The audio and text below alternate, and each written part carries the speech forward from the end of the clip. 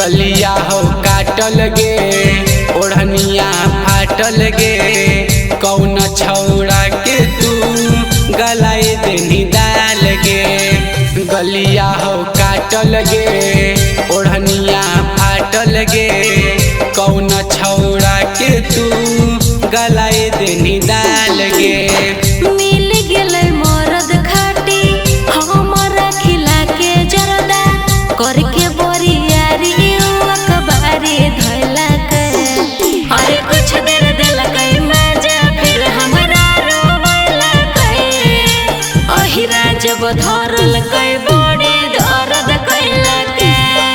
अरे कुछ देर देलकै मजा फिर हमरा रोवैला के। पासवन जब धरलकै बड़ी दर्द कैला के।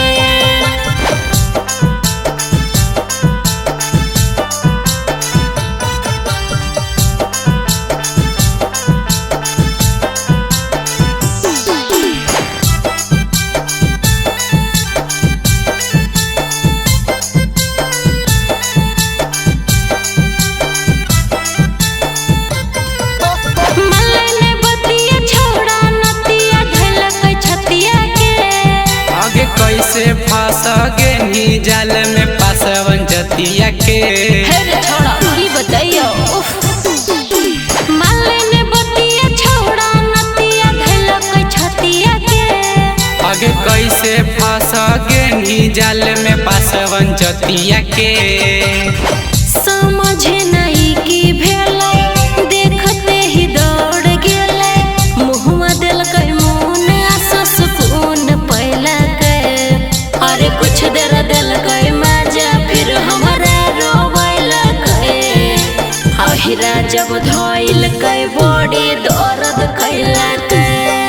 अरे कुछ देर देलकै मजा फिर हमरा रोवैला के।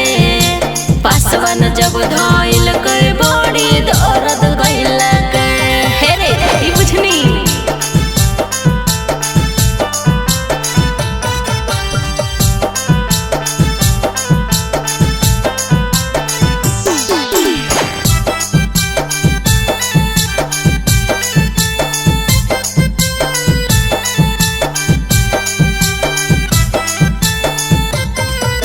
लगो है डरे जब घरे क्या बताऊंगा। बिरजस बिहारी सिखा देगे छोड़ी दवैया दिलाऊंगा। लगो है डरे जब घरे क्या बताऊंगा। बिरजस बिहारी सिखा देगे छोड़ी दवैया दिलाऊंगा। डीजे सरफराज हलै राइटर उमकांत हलै मौका देके फायदा हमरा उठैला के। अरे कुछ देर देलकै मजा फिर हमरा रोवैला के।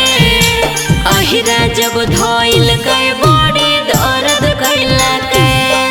अरे कुछ देर देलकै मजा फिर हमरा रोवैला के। पासवन जब धइलकै बड़ी दर्द कैला के।